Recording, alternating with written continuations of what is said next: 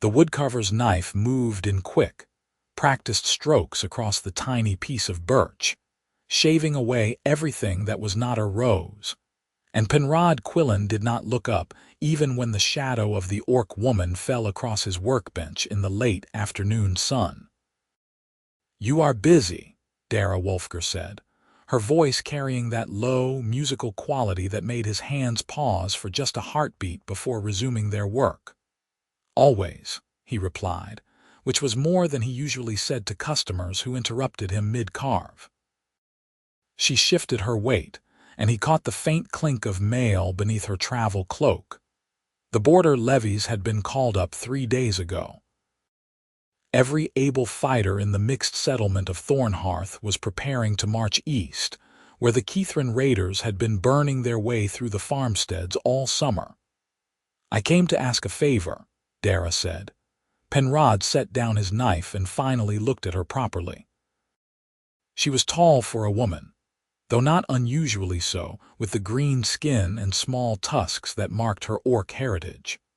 Her dark hair was already braided tight against her scalp in the warrior style, dozens of thin plaits that would fit beneath a helm. She wore her armor well, comfortable in it the way he was comfortable with a knife in his hand.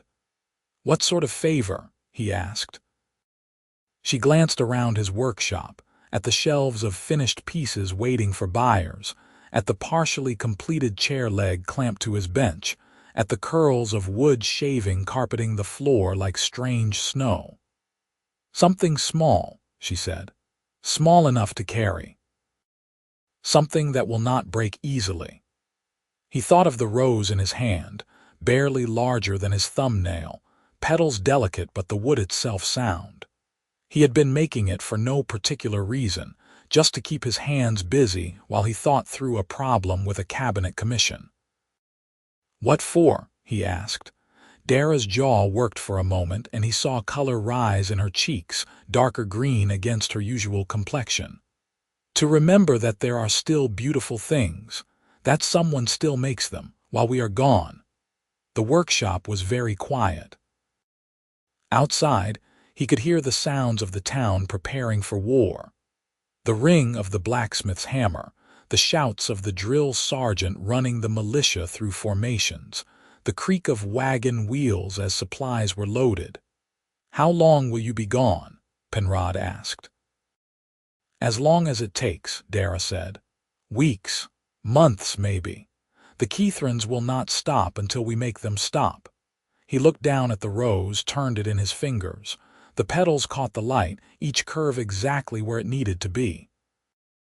It was some of his best work, which annoyed him slightly because he had not been trying to make his best work, just something to occupy his hands. "This?" he asked, holding it up. Darra leaned closer, and he caught the scent of weapon oil and the harsh soap the barracks used. Her eyes widened slightly. "It is perfect," she said softly, "but I cannot pay for such a thing right now. After the war, when the levy pay comes." "No charge," Penrod said. He reached for a small leather cord from his supplies drawer, threaded it through the hole he had already drilled through the stem for some reason he had not examined, and tied it off in a loop. "For your braid?" "Yes," Darra breathed. She took it from him with careful fingers, calloused from sword work but gentle with the delicate carving. "Thank you, Penrod, I will treasure it." She turned to leave, then paused at the door. "I have bought 3 things from you over the years," she said. "A bowl, a cup, a small box for letters. Every one is still perfect. You make things that last." "That is the job," he said, picking up his knife again, not trusting himself to say more. After she left, he sat staring at the piece of wood he was supposed to be shaping into a chair leg, but his hands would not move. He kept thinking of Darra walking into battle with his rose in her hair, and the thought made something tight and painful lodge itself beneath his ribs. The levy marched out at dawn the next day, and half the town turned out to see them off. Penrod stood at the back of the crowd, watching the column of fighters in their mismatched armor, some professional soldiers like Darra, Others farmers and crafters who had drawn weapons for the first time in years. Darra marched in the third row, her spear held at the proper angle, her shield settled on her back. The rose was braided into her hair just above her left ear, a tiny spot of pale wood against the dark plaits. She did not look at the crowd. Her eyes were forward, focused on the road ahead, but just as she passed the place where Penrod stood, she touched 2 fingers to the rose briefly, a gesture so quick he might have imagined it. Then the column was passed, marching east toward the smoke on the horizon, and Penrod went back to his workshop and tried very hard not to think about what happened to people in wars. He failed at that, of course. He had fought in the border wars himself, 10 years ago, before he came to Thornhearth and took up woodcarving full-time. He knew exactly what happened to people in wars, so he carved. He finished the chair leg and started on the next 3. He completed the cabinet he had been planning and started another. He took commissions he would normally have refused, complicated pieces that required all his concentration, because when he was carving he could not think about anything else. The weeks crawled past. News came back in irregular bursts. The levy had linked up with the main army. They had engaged the Keithrans in a series of skirmishes along the Broken Ridge. Casualties were moderate. The fighting had bogged down into a siege of sorts, with neither side able to gain clear advantage. Penrod carved a chess set with pieces so detailed you could see the individual links in the knight's mail. He carved a series of panels for the new temple, depicting the founding of Thornhearth. He carved spoons and bowls and boxes and toys, working late into the night by lamplight until his eyes burned and his hands cramped. "You are going to work yourself to death," his neighbor Marta said when she brought him dinner one evening and found him still at his bench at midnight. "Better than the alternative," Penrod said, which came out more honest than he intended. Marta, who had known him for 5 years and understood his moods, set the pot of stew down and said nothing more, but he felt her knowing look on his back as she left. At the start of the 3rd month, riders came from the east with dispatches. Penrod was in his workshop, putting the finishing touches on a cradle someone had commissioned, when he heard the commotion in the street. He set down his tools and stepped outside, his heart hammering. The town sergeant was reading the dispatch aloud in the square. Victory of sorts. The Keithrans had been pushed back across the border. The siege was broken.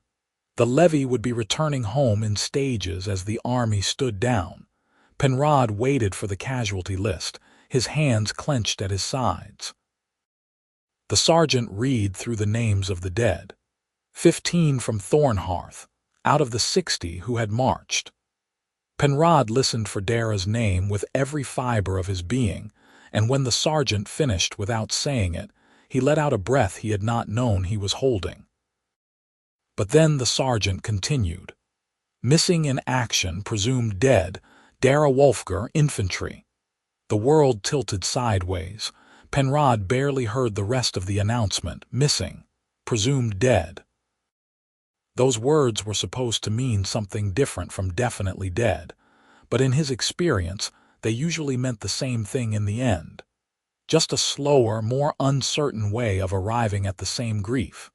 He walked back to his workshop in a daze, sat at his bench, picked up his knife. Set it down, stared at the wall. Darra was missing. She had his rose in her hair and she was missing somewhere out there in the burned-over borderlands, and there was nothing he could do about it, except there was. He could go look for her. The thought was ridiculous. He was a woodcarver, not a soldier anymore. He had left that life behind deliberately, chosen the quiet precision of crafting over the chaos of battle. What did he think he was going to do? Walk into a war zone and find one missing woman among thousands of square miles of contested territory? But he could not sit here carving furniture while Darra was lost out there. could not keep shaving wood into pretty shapes while she might be wounded, might be dying, might be waiting for someone to find her. He stood up, the decision made before he fully thought it through, and began to pack. He took his old traveling gear from the chest where it had languished for a decade. The worn leather pack, the sturdy boots, the oilskin cloak. His weapons were still there too, wrapped in cloth. A short sword that had served him well, a long knife, a small crossbow.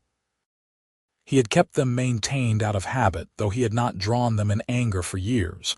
Marta found him loading his pack and stared. "Pen, what are you doing? Going east," he said. "That is insane. The war just ended. The roads are full of bandits and deserters and worse.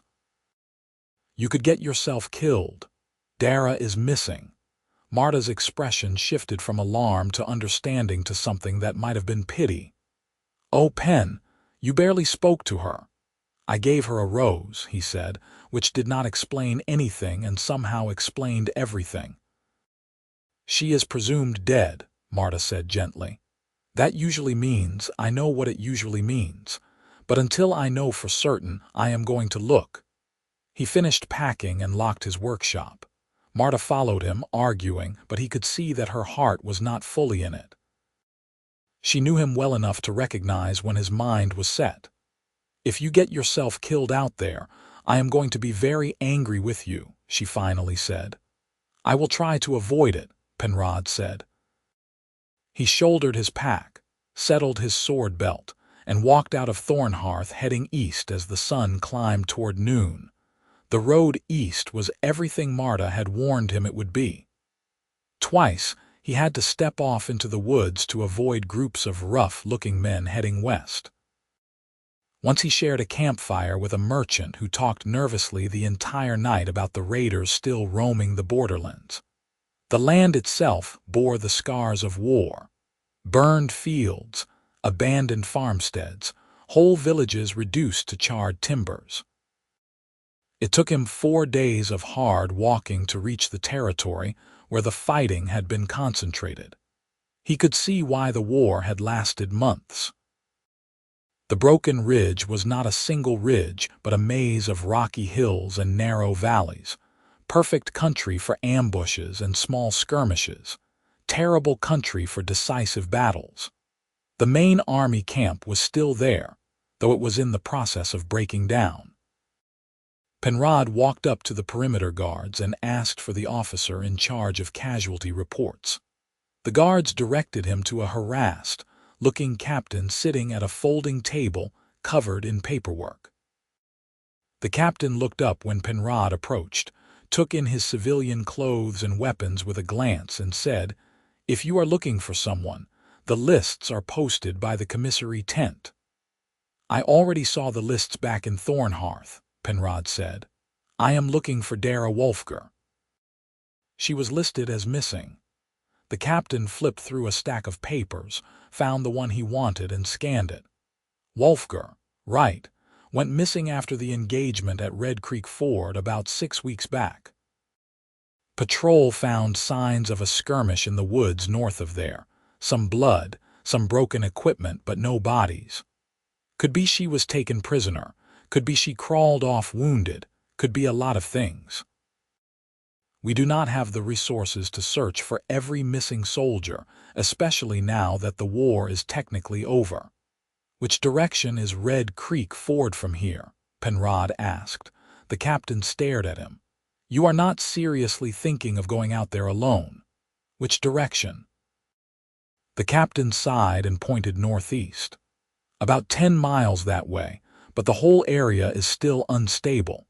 Kithran stragglers, deserters from both sides, bandits taking advantage of the chaos. Even if you find signs of her, the trail is 6 weeks cold. The chances of finding her alive are essentially zero."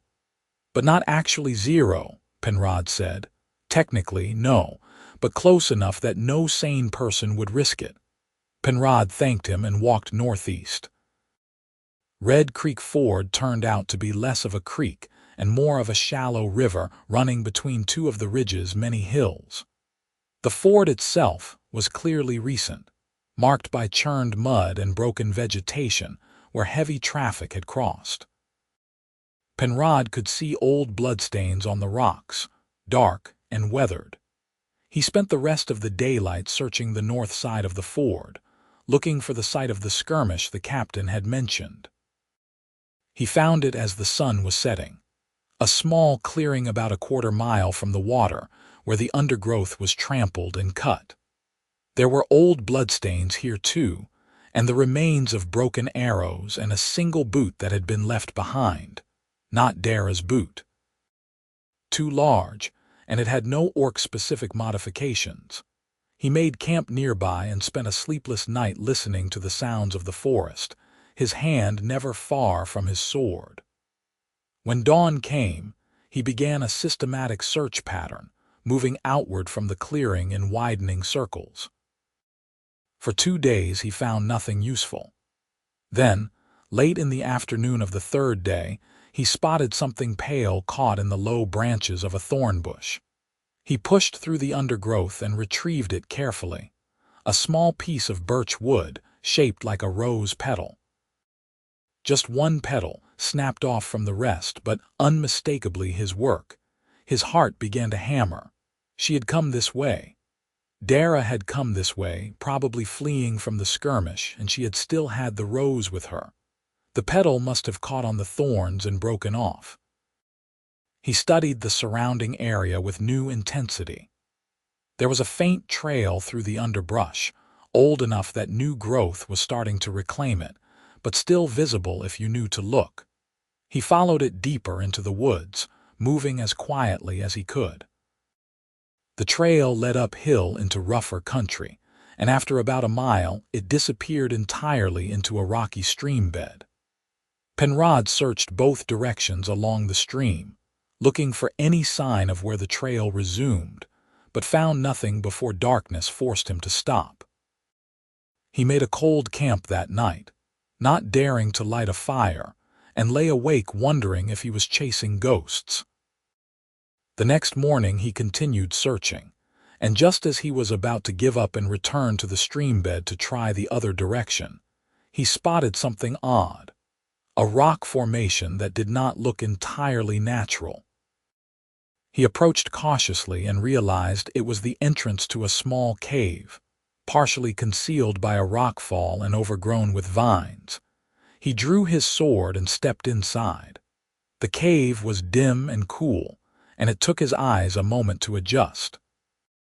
When they did, he saw a rough camp, a bedroll made of stolen army blankets, a few tin cups and plates, some empty food tins, and in the corner a figure wrapped in a cloak, lying very still. "Darra," he said, and his voice cracked on her name. The figure stirred weakly. "Hallucinating again," a rough voice said. "Go away, dream Penrod. You are not helpful." He crossed the cave in 3 strides and knelt beside her. In the dim light he could see that she was alive but in bad shape. Her face was hollow with hunger and pain, and when he carefully pulled back the cloak he found bandages wrapped around her torso, stained with old blood. "Not a dream," he said. "I am real. I came to find you." Darra's eyes opened, focusing on him with difficulty. Actually Pen, yes. You are an idiot," she said, but she was smiling just a little. "This is a war zone." "The war is over," he said. "Everyone went home. Well, almost everyone." He shrugged off his pack and dug out his water skin and the food he had brought. Darra drank thirstily and managed a few bites of the dried meat he offered before her strength gave out. "I was wounded in the skirmish," she said, her voice barely above a whisper. "Took a spear in the ribs. Made it to this cave, but I have been too weak to travel. Thought I was going to die here."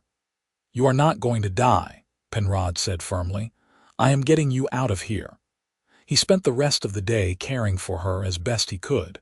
The wound in her side was partially healed but clearly infected. He cleaned it with water from the stream, applied a poultice made from herbs he recognized from his army days, and wrapped it in clean bandages from his kit. He made her drink more water and eat more food, small amounts at a time so her shrunken stomach would not rebel. She drifted in and out of sleep, sometimes lucid, sometimes fevered. During one of her lucid periods, she touched her hair weakly and said, "Lost your rose, so sorry."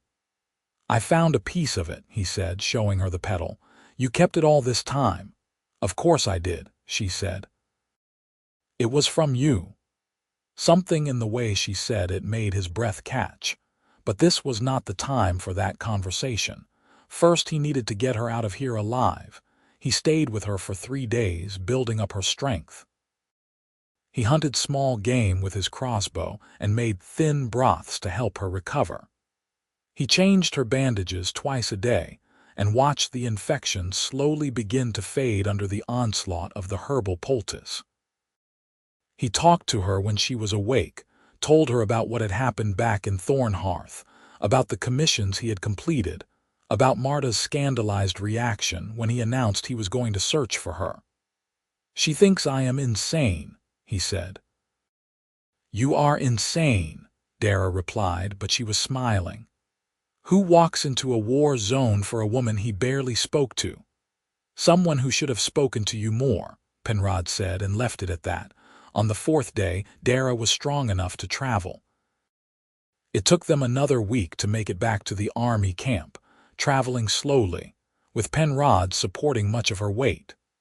The camp was nearly dismantled by the time they arrived, just a skeleton crew left to finish the cleanup. The same captain who had warned Penrod against searching for Darra stared when they walked into camp. "I will be damned," he said. "You actually found her."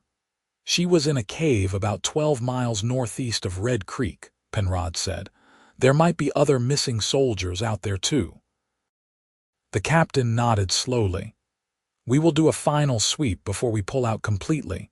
Thank you for the information, and congratulations, soldier. You look like hell, but you are alive." Darra had been officially mustered out of the levy due to her wounds, so there was no reason for her to stay with the army.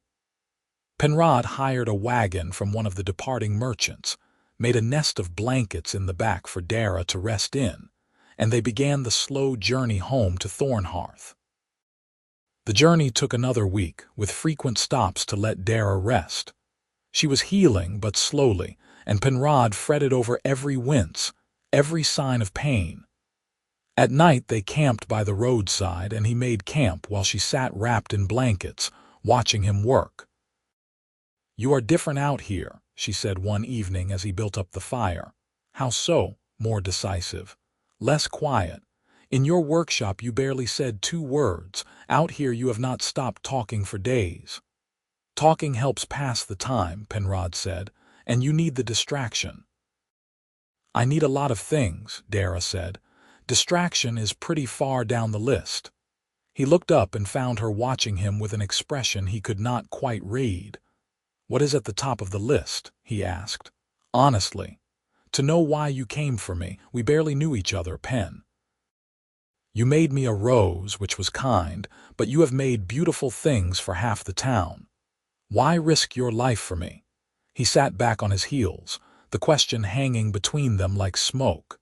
He had known she would ask eventually, had been trying to figure out how to answer for days. "Because I have been half in love with you for 2 years, he finally said. "Since the day you came into my workshop and commissioned that bowl. You told me you wanted something sturdy, something that would last, because you were tired of things that broke. And I thought, here is someone who values what I value, someone who sees the world the way I do. And every time you came back, every time you bought something else or just stopped to talk for a few minutes, I fell a little harder." Darra was very still.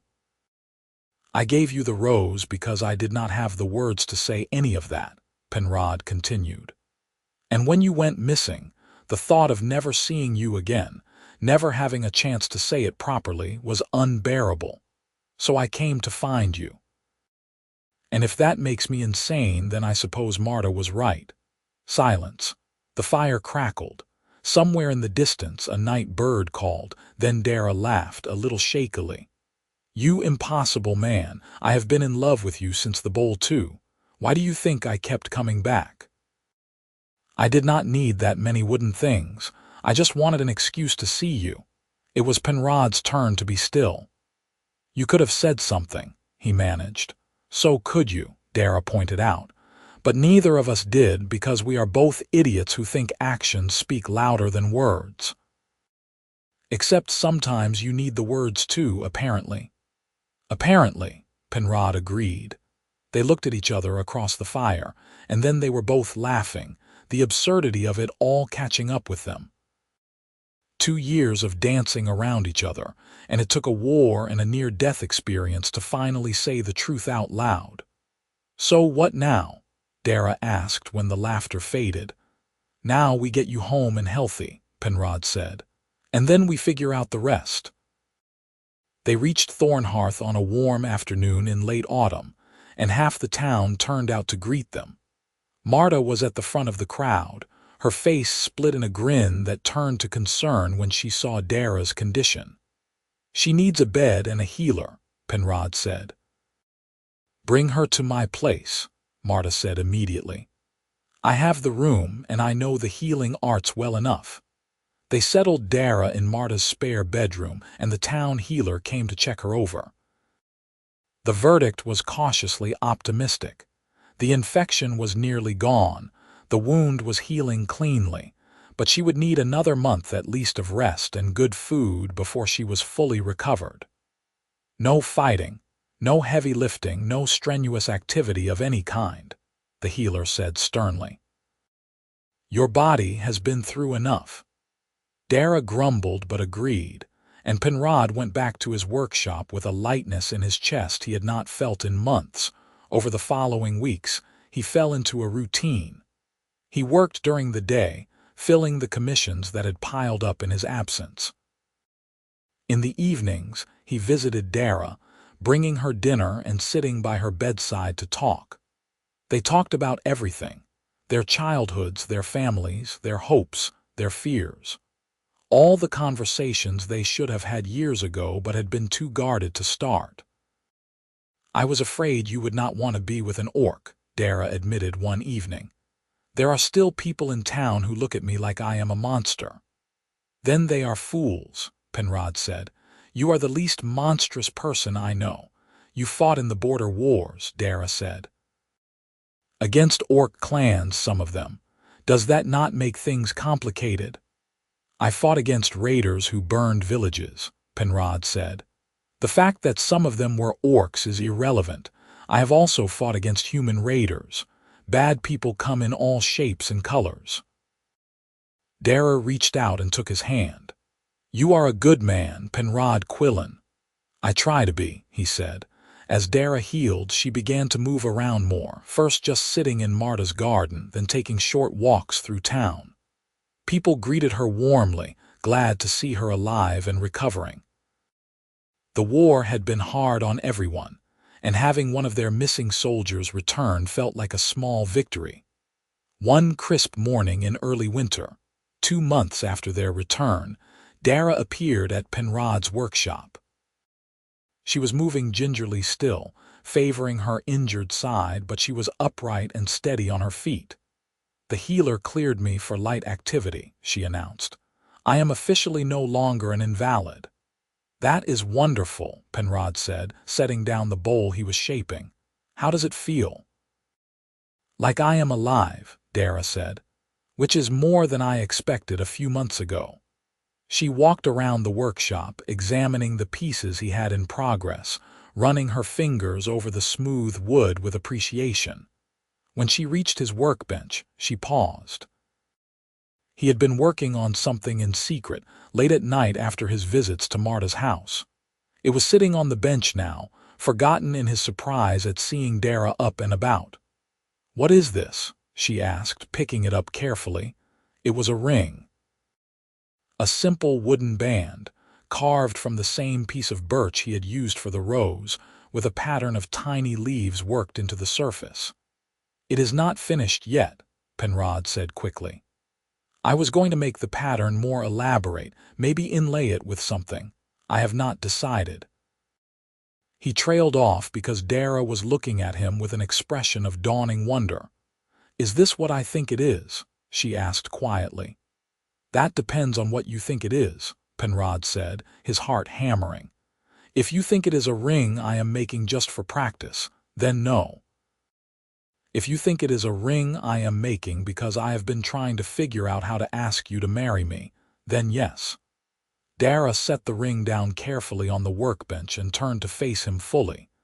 "Is this your actual proposal?" she asked. "Because if so, it needs work." "You are supposed to ask the question, not just imply it." Penrod took a breath.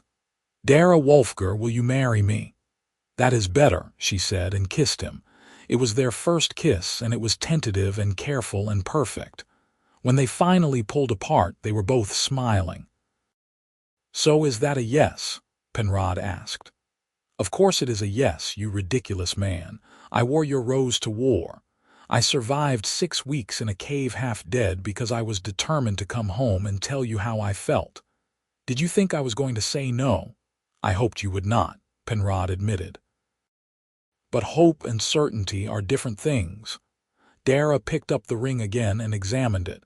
"It fits," she said, sliding it onto her finger. "How did you know my size?" "I did not. I guessed." "Lucky guess, then."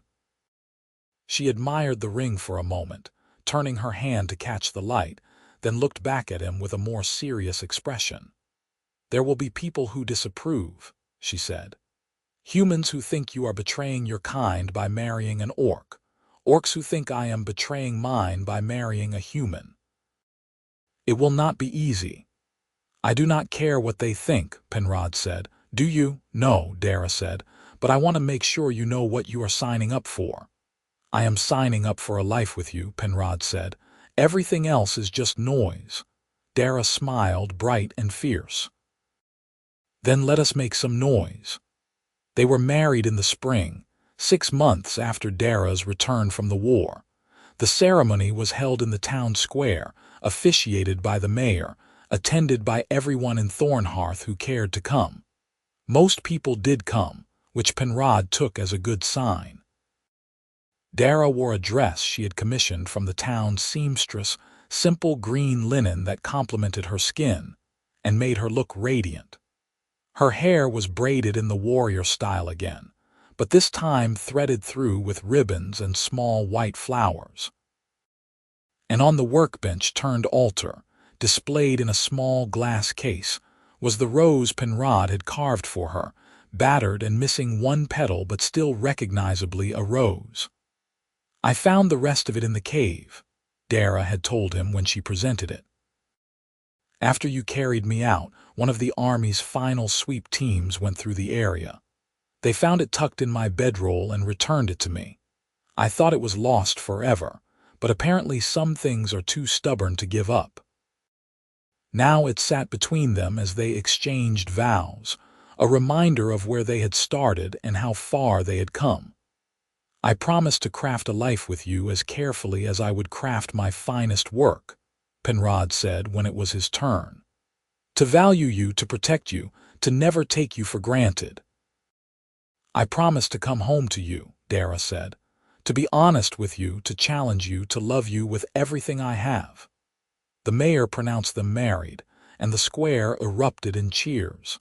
The celebration lasted well into the evening.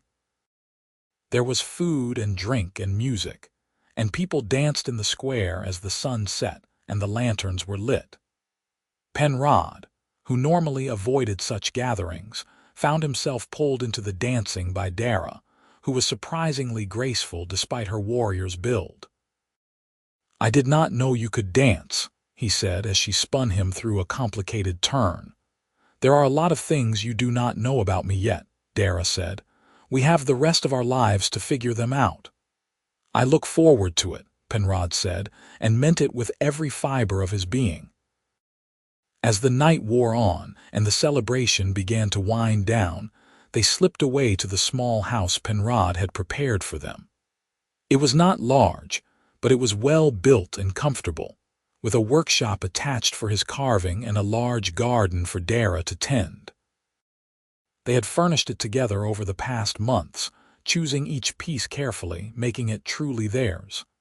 Inside, away from the noise and the crowd, they stood in the quiet of their new home and just looked at each other.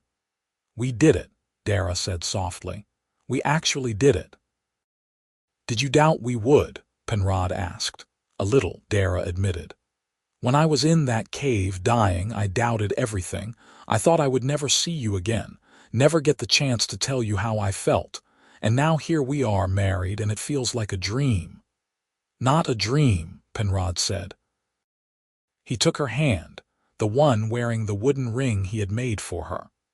"Dreams end. This is real, and it is ours, and it will last." They stayed in that moment for a long time, just holding each other, grateful beyond words for the improbable series of events that had brought them to this point. The years that followed were good ones. Penrod's workshop prospered, his reputation for fine craftsmanship spreading to the neighboring towns and beyond. Darra took up work with the town guard, training the local militia and helping to keep the peace. She was good at it, firm but fair, and the town was safer for her presence. They settled into the rhythms of married life, learning each other's habits and quirks, building something solid and lasting together. There were challenges, of course. A group of travelers passing through made ugly comments about their mixed marriage, which Darra handled by calmly and efficiently ejecting them from the tavern. One of the town council members tried to push through a law restricting where orcs could live, which was defeated largely due to Penrod's impassioned speech about his wife's service and character. But overall, Thornhearth accepted them. They were part of the community, valued for who they were and what they contributed. And if some people never fully approved, well, they at least had the good sense to keep their opinions to themselves. 2 years into their marriage, Darra came to Penrod's workshop one afternoon with news. "I am pregnant," she said without preamble. Penrod, who had been in the middle of a delicate cut on a jewelry box, very nearly ruined the piece. He set down his knife carefully and turned to stare at her. "You are certain?" The healer confirmed it this morning. "I am about 2 months along." 1,000 thoughts flooded through his mind at once, but what came out of his mouth was, "Are you happy about it?" "Terrified," Darra admitted. "But yes, happy." "Are you?" "Also terrified," Penrod said. "Also happy." They stood there grinning at each other like fools until Darra crossed the workshop and pulled him into a fierce hug. "We are going to be parents," she said into his shoulder. "We are going to have a child who is half you and half me." "That child is going to be extraordinary," Penrod said. "How could they be anything else?" Darra laughed and pulled back to look at him. "We have no idea what we are doing, do we?" "Not even a little bit," Penrod agreed. "But we will figure it out together." The pregnancy was not easy. Darra was sick for the first 3 months, unable to keep down anything but bland porridge and weak tea. Penrod fretted over her constantly, which she bore with patient exasperation. "I am not made of glass," she told him for the 100th time when he tried to stop her from carrying a basket of laundry. "I am an orc warrior who survived a war. I think I can manage laundry." "Humor me," Penrod said. "You are carrying our child. I am allowed to fuss." "You are allowed to fuss a reasonable amount," Darra said. "This is beyond reasonable." But she let him carry the laundry anyway, and he pretended not to notice the fond smile on her face as she watched him. As her pregnancy progressed, her health improved, and by the 6th month she was back to her usual self, just with a growing belly that made her armor no longer fit. She complained about this extensively. "I look ridiculous," she said, examining herself in the mirror. "I am shaped like a barrel." "You are beautiful," Penrod said honestly. "You are carrying our child. That makes you the most beautiful thing in the world to me." "You are required to say that as my husband," Darra said, but she was smiling. The baby came on a cold night in early spring, arriving with a speed that caught everyone off guard. The healer barely made it in time, and Penrod spent the most terrifying hours of his life pacing outside the bedroom while Darra labored inside. When the healer finally emerged and told him he had a son, he thought his knees might give out. "Darra," he asked urgently, "tired but fine. You can go in now." He found Darra propped up in bed, exhausted and sweaty and holding a tiny bundle wrapped in blankets. She looked up when he entered and smiled. "Come meet your son," she said. Penrod crossed the room on shaking legs and looked down at the baby in her arms. He was tiny, with a dusting of dark hair and green-tinged skin that marked his mixed heritage.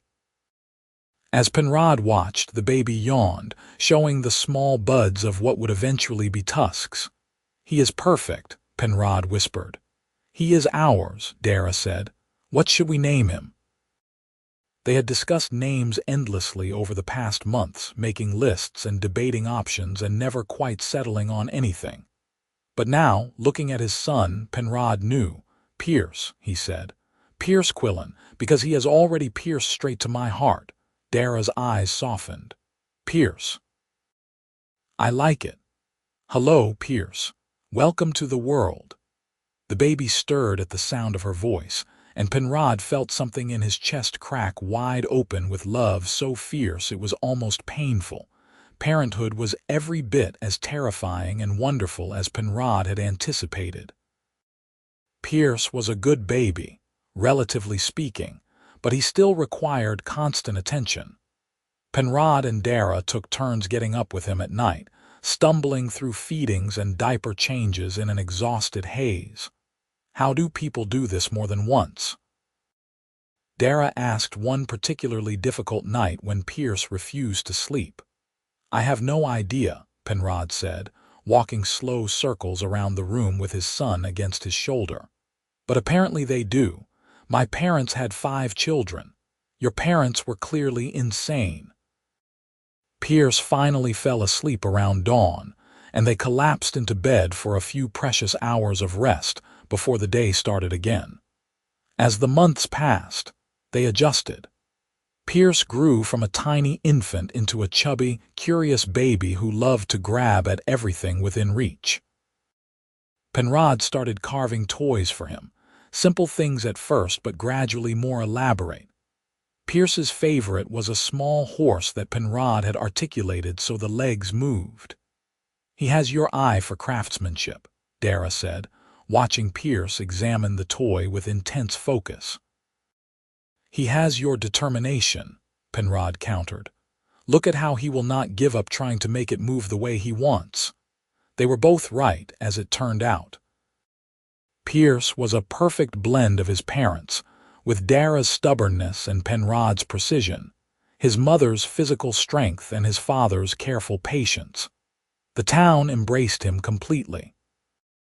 Pierce was the first half-orc child born in Thornhearth, and people watched his progress with interest and affection. The blacksmith carved a tiny practice sword for him. The baker always had a sweet for him when Darra brought him to the market. He was their child, yes, but he belonged to the whole community in a way that made Penrod's heart full. On Pierce's first birthday, they held a celebration in their garden. It was a smaller affair than their wedding, just close friends and neighbors, but it was warm and joyful. Pierce, dressed in a tiny outfit Darra had sewn herself, presided over the gathering from his father's lap, reaching for everything and everyone with sticky fingers. "Make a wish for him," Marta instructed as they brought out the cake. Penrod looked at his son, then at his wife, then at the gathering of people who had become their family. What could he wish for that he did not already have?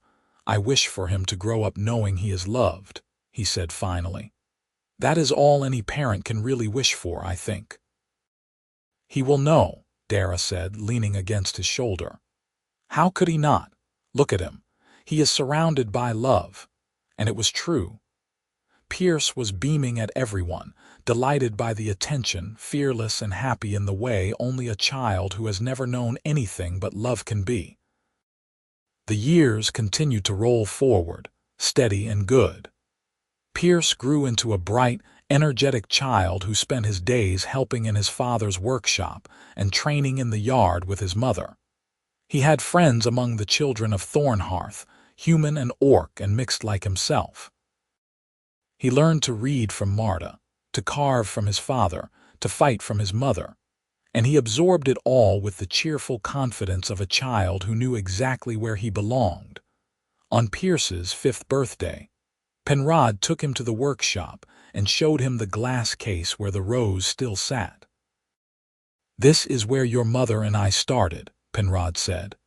"I made this for her before she went to war, and she carried it with her the whole time. When I was afraid I had lost her, I went to find her, and I used this to track her down." Pierce studied the battered rose with serious eyes. "It is pretty," he said, "but it is broken." "The best things often are," Penrod said. "What matters is that we fix them or we treasure them anyway." "I am going to make something for Mama too," Pierce decided. "Something she can keep forever." "I think she would like that very much," Penrod said under his father's supervision. Pierce carved his first real piece. A small bird, lopsided and rough but recognizable. Darra cried when he gave it to her, which confused Pierce but delighted Penrod. "Why is she sad?" Pierce asked as Darra hugged him. "She is not sad," Penrod explained. "Sometimes people cry when they are very happy. Your mother is happy because you made something beautiful for her." "Oh," Pierce said, "that makes sense, I guess." That night, after Pierce was asleep, Darra placed the wooden bird on the shelf next to the rose. "Our family starts and continues with carved wood," she said. "There is something poetic about that." "There is something right about it," Penrod corrected. "Wood is living once, then shaped into something new that lasts, just like us." They stood looking at the shelf together, at the rose that had started everything and the bird that represented their future, and Penrod felt a deep sense of contentment settle over him. This was what he had been searching for all those years ago when he left the army and took up woodcarving. Not fame or fortune, but this. A home, a family, a life built with care and love, something solid and lasting. One evening when Pierce was 6, Darra came home from her patrol with a thoughtful expression. "There was a fight in the market today," she said. "Some merchant from the south made a comment about me being an orc. One of the farmers punched him. Is the farmer all right?" Penrod asked, already knowing where this was going. "Fine. I broke up the fight before it got too serious, but the farmer told me afterward that he was tired of people coming through town and treating me like I am lesser. That I am one of them, one of us, and they will not stand for anyone disrespecting me." Her voice was thick with emotion, and Penrod set down the spoon he had been carving to give her his full attention. "This town has become home," Darra continued. "Really, truly home, and I think we did that. You and me. By being ourselves, by refusing to hide or apologize for what we are, we changed something here." "We gave them a chance to be better," Penrod said. "And they took it. That is all we can ever do, really. Give people the opportunity to choose kindness and hope they do." "Most of them did," Darra said. "That is more than I ever expected when I first came here." She sat down beside him and he wrapped an arm around her shoulders. They had been married for 7 years now, and he still felt lucky every single day. "You ever regret it?" Darra asked quietly. "Marrying me? Dealing with all the complications that came with it? Never," Penrod said firmly. "Not for a single moment. You are the best thing that ever happened to me, Darra. You and Pierce. Everything else is just noise, remember?" "I remember," she said, leaning into him. "I just needed to hear you say it again." They sat together in the quiet workshop, listening to the sounds of their son playing in the next room, and Penrod thought about how far they had come from that afternoon when he had handed her a wooden rose. The seasons turned, and life continued in its pleasant rhythm. Penrod's work flourished. Darra's role with the town guard expanded to include training recruits from the surrounding villages. Pierce started formal schooling and proved to be a quick learner with a gift for both academic studies and practical skills. When Pierce was 8, a delegation of orc clans came through Thornhearth on their way to a regional council meeting. Darra invited them to stay at their home, and for 3 days their small house was filled with orc visitors who wanted to meet the warrior who had married a human and built a life in a mixed town. The clan elders examined Pierce with frank curiosity, asked Darra pointed questions about her choices, and generally treated the whole situation as a fascinating experiment. Penrod bore it with patience, answering their questions about his work and his life with his usual quiet directness. On the last night of their visit, the eldest of the clan leaders, a woman named Gretka who had to be at least 70, pulled Penrod aside. "You have done something remarkable here," she said. "You have built a bridge between our peoples. That is not easy work." "I just fell in love," Penrod said. "Everything else happened because of that." "Love is never just anything," Gretka said. "Love is the most powerful force in the world when it is genuine. You loved her enough to ignore what everyone told you was impossible. That takes strength." "Darra has the strength," Penrod said. "I just had stubbornness." Gretka laughed, a rich sound that filled the room. "Stubbornness and strength are often the same thing in different clothing.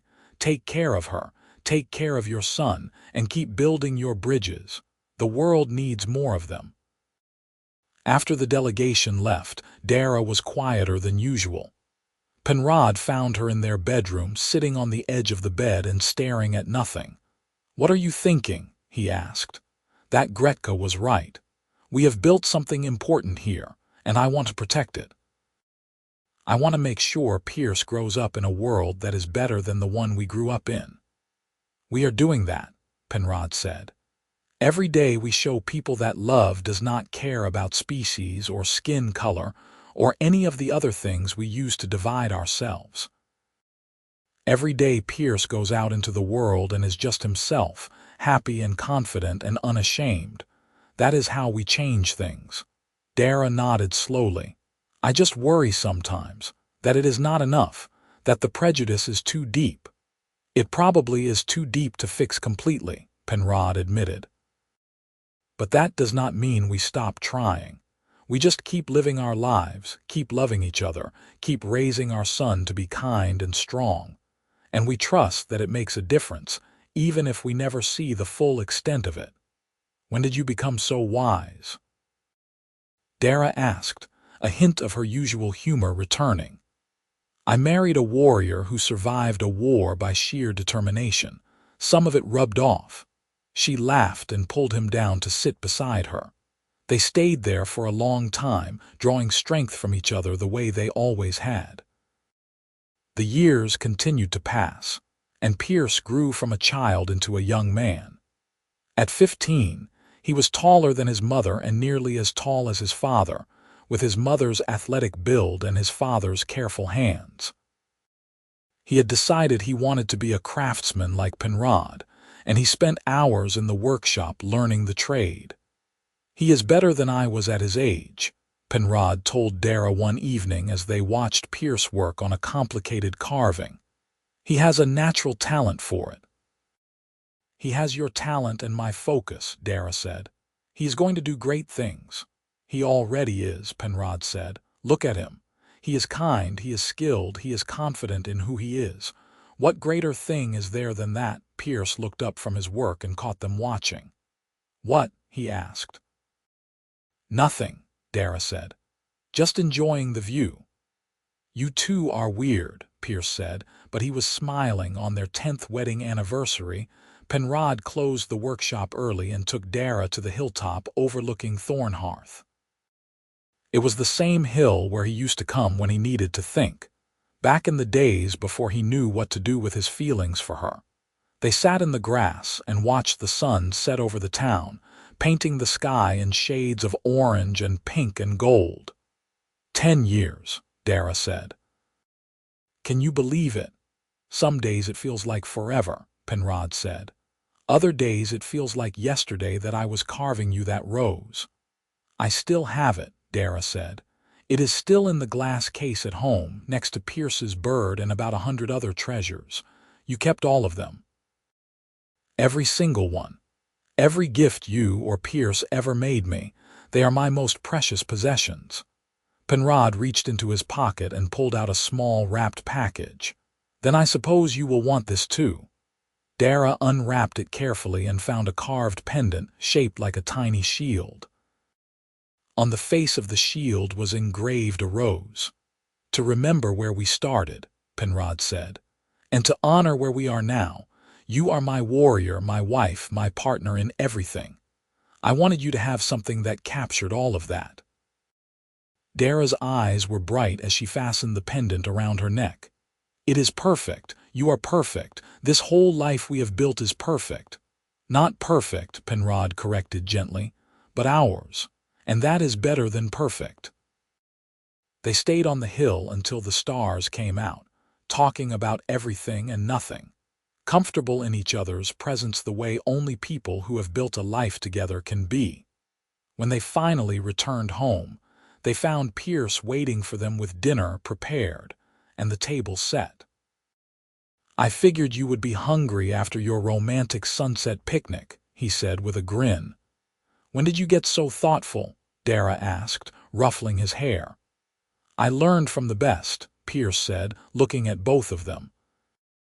They ate together as a family, laughing and talking, and Penrod looked around the table at his wife and his son, and felt the same fierce gratitude he had felt on the day Pierce was born, and on the day he married Darra, and on the day she walked into his workshop for the first time. This was his life. Not the grand adventure he might have imagined as a young man, but something better.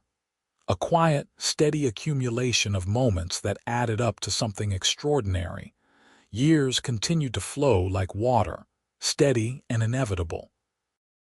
Pierce became a master craftsman in his own right, eventually opening his own workshop on the other side of town. He met a human girl named Eliza, a blacksmith's daughter with a quick smile and clever hands, and they fell in love with the easy certainty of young people who have grown up watching their parents love each other well. I want to ask her to marry me, Pierce told Penrod one afternoon. But I do not have anything special enough to give her. Penrod looked at his son, this young man who was so much the best of both his parents, and made a decision. Come with me, he said. He led Pierce to the shelf where the old rose still sat in its glass case, next to Pierce's childhood bird and a collection of other treasures. This rose started everything, Penrod said, taking it out carefully.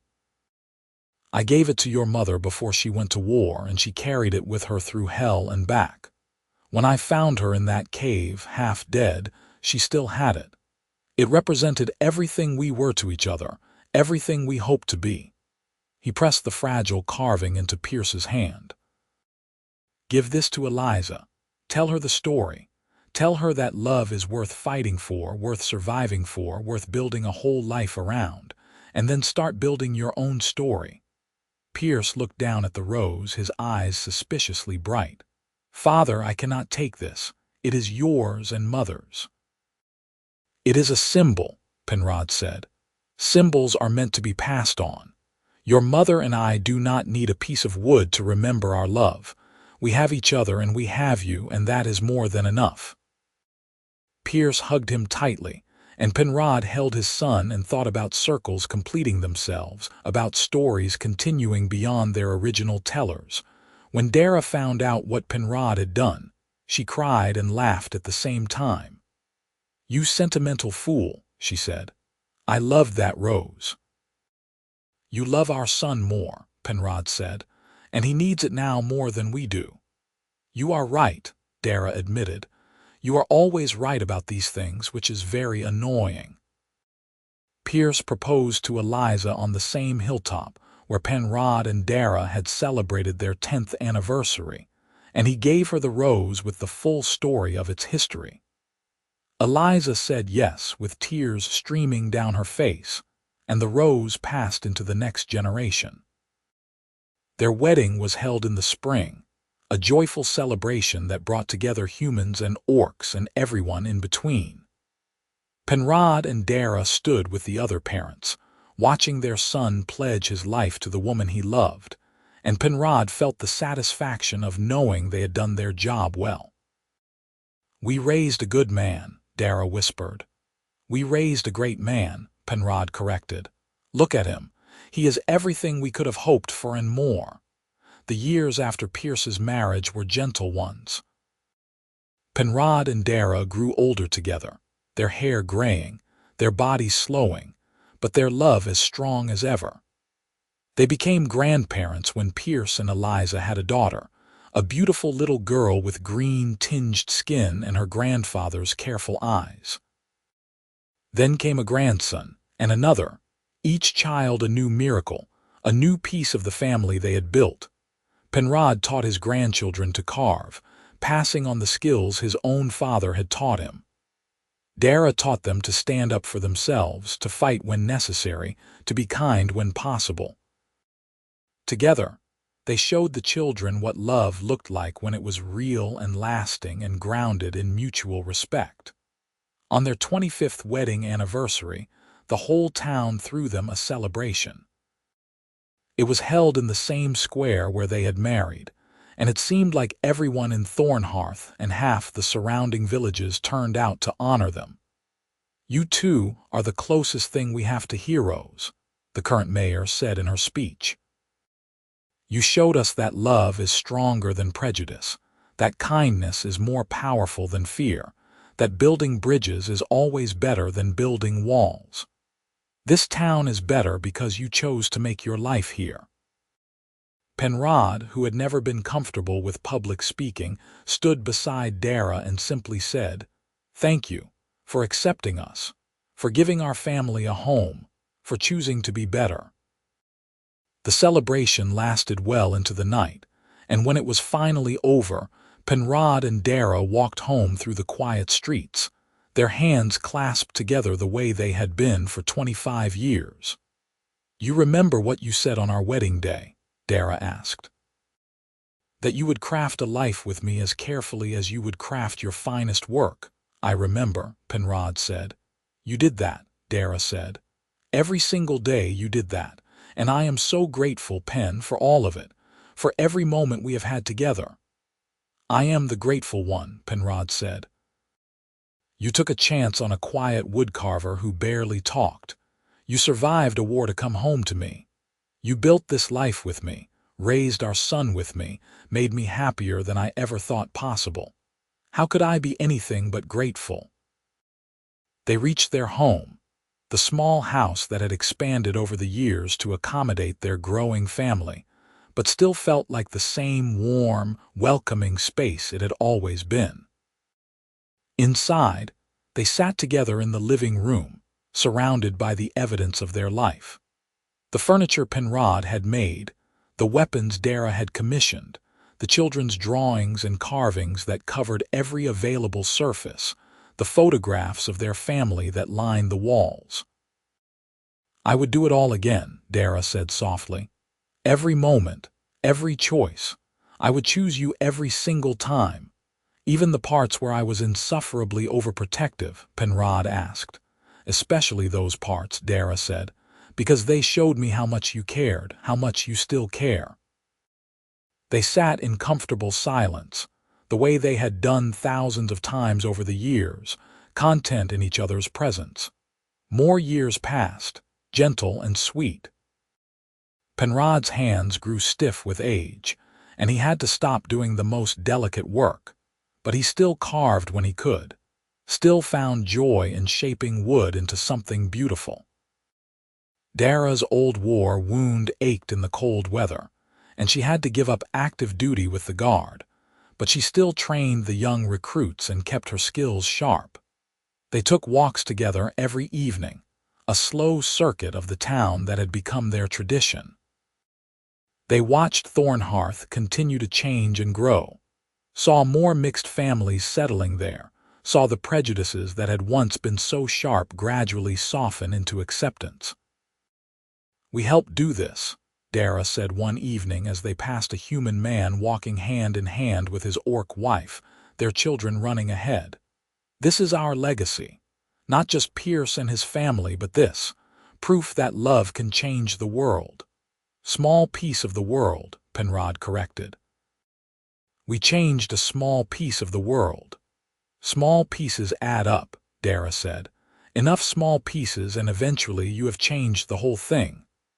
On a warm summer evening, when they were both well into their 60s, Penrod took Darra back to the hilltop one more time. It was harder to make the climb than it used to be, and they had to stop and rest several times, but they made it to the top just as the sun was setting. "Why here?" Darra asked, settling onto the grass with a slight groan. "Not that I mind, but we have not done this in years." "Because I wanted to see it one more time," Penrod said. "The view from here. Where I used to come to think before I knew what to do about loving you." "And now?" Darra asked. "Do you know what to do about loving me now? Keep doing what I have been doing," Penrod said simply. "Love you every day. Wake up grateful that you chose me. Build our life together until the very end." "That sounds like a good plan," Darra said, leaning against his shoulder. They watched the sun set over Thornhearth, painting the sky in brilliant colors, and Penrod thought about the journey they had taken together. From a simple wooden rose to this, a life rich with love and family and meaning. "No regrets?" Darra asked softly. "Not a single one," Penrod said. "You?" "None," Darra said. "Well, maybe one. I wish I had told you how I felt sooner. We wasted 2 years dancing around each other." "Those years were not wasted," Penrod said. "They were part of the story, and I like our story exactly as it is." "So do I," Darra admitted. "Even the scary parts. Even the war and the cave and the near death. Because all of it brought us here." The sun finished setting, and the stars began to emerge, the same stars that had watched over them for all these years. They sat together under that vast sky, two people who had found each other against all odds and built something that would last long after they were gone. "I love you," Darra said, as she had said 1,000 times before. "I love you too," Penrod replied, as he had replied 1,000 times before. And in that moment, in the twilight on the hilltop overlooking the town they had made their home, with the evidence of their life spread out below them, they were completely, perfectly content. They descended the hill carefully, helping each other over the rough spots, and walked home through the familiar streets. Tomorrow would bring new challenges, new joys, new moments to treasure. But tonight they had this. Each other, their memories, and the certain knowledge that they had chosen well, loved well, and lived well. The lights of Thornhearth glowed warm in the darkness, welcoming them home. And somewhere in Pierce's house, the wooden rose that had started everything sat in a place of honor, a symbol of enduring love passed down through the generations. Their story had begun with a wordless gift, a tiny carving that said everything Penrod could not. It had grown through war and separation, through fear and hope, through the daily work of building a life together. And now, in the gentle twilight of their years, it continued still, as strong and true as the day Darra walked into his workshop and asked for something that would last. Some things did last. Love, family, the bridges built between people willing to see past their differences to the common humanity beneath. These things endured, and Penrod and Darra were living proof. They reached their home and went inside, closing the door on the night and the world beyond. Inside was warmth and light and the life they had made together, every piece of it chosen with care, shaped with love, built to last. And that, Penrod thought as he settled into bed beside his wife of so many years, was all anyone could ever truly ask for. A love that endured, a family that thrived, and a life lived fully in the company of the person who made every moment worthwhile. Darra reached for his hand in the darkness, and he held it tight, and they drifted into sleep together the way they had done for decades, content and grateful and deeply, profoundly happy. The wooden rose had been small, just a tiny carved thing barely larger than a thumbnail. But from it had grown this, a lifetime of love, a family that spanned generations, a small piece of the world made better by their presence in it. That was the true magic of the rose, Penrod understood now. Not the carving itself, but what it represented. The willingness to be vulnerable, to offer love without guarantee of return, to hope for something better and work to make it real. He had whittled a tiny rose for an orc woman's braid. She had worn it to war and come home his bride. And from that simple beginning had come everything that mattered. In the darkness, Darra squeezed his hand gently, and Penrod smiled and squeezed back, and they slept peacefully in the home they had built together, surrounded by the evidence of a life well lived and a love that had conquered everything in its path.